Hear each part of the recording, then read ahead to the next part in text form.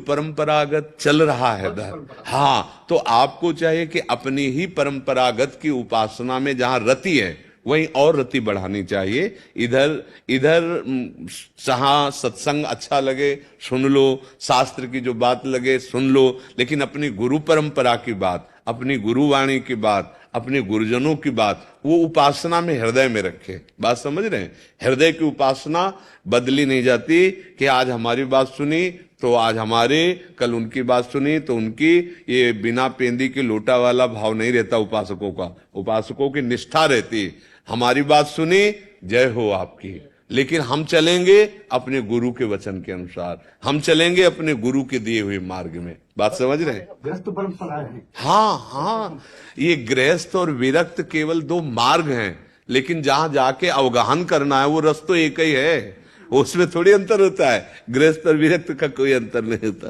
हाँ, और देखो, सबसे प्रार्थना है कि सबके प्रश्नों का उत्तर इसलिए नहीं हो सकता कि हमारा शरीर रोग से ग्रसित है। अब जैसे आप तो केवल 10 मिनट बैठे, लेकिन हम बहुत समय से बैठे हैं। 2 बजे आए थे, फिर सत्संग हुआ, फिर वहां श्री जी की सेवा, फिर तो आपको लगा मुझे तो बहुत कम समय मिला, पर हमें एक एक मिनट भारू हो रहा है। भारू को मतलब ऐसा लग रहा है कि जहां ये बोले कि हाँ अब संपन्न, तो मैं जाके लेट जाऊं, क्योंकि किडनी खराब है ना।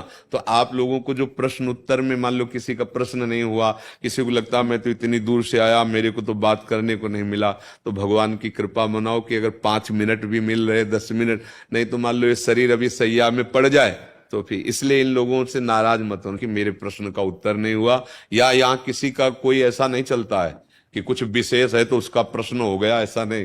यहाँ हमारे तुम सब विशेष हो, हमारे लिए सब प्राण प्यारे हो, और हम चाहते हम सबसे मिलें, सबसे बात करें, पर शरीर की अस्वस्थता के कारण क्षमा करते रहना कि मतलब ऐसी परिस्थिति है ना। अब जैसे 300-400 लोग तो केवल ऐसे जाते हैं, ऐसे हमको अच्छा नहीं लगता, वो हमारे लिए घंटों से खड़े हैं, तो हमें लगता है कि 4 घंटे से 3 घंटे से खड़े हैं और एक केवल से, तो आप लोगों को तो 10-15 मिनट मिल ही गया। 400 लोग ऐसे हैं जो 1 मिनट भी नहीं खड़े होने पाते, ऐसे निकल जाए, तो थोड़ा शरीर अव्यवस्थित है।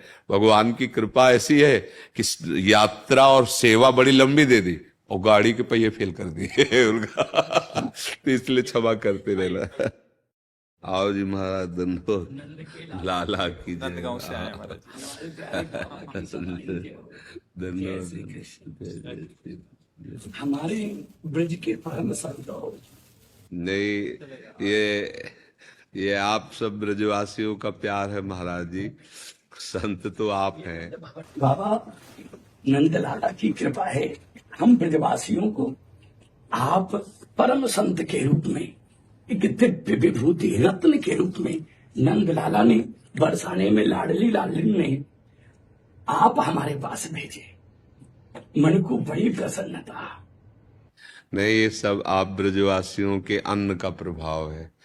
आपके घरों का अन्न जब इस शरीर पे गया तो जो रंग आया वो आपका है, हमारा नहीं है। आपके अन्न का यह प्रभाव है, आप ब्रजवासियों की चरण धूलि का यह प्रताप है महाराज।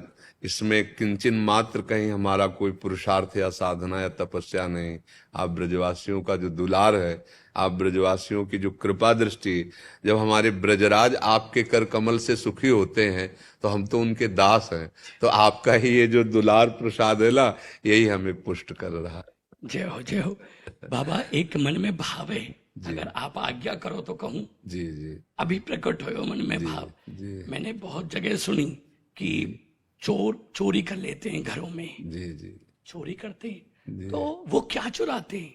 वो वित्त चुराते हैं। और बाबा आप भी एक चोर हैं, हम ब्रजवासी नंदगांव वासियों की नजरों में आप चित्त चुराते हैं, वो वित्त चुरा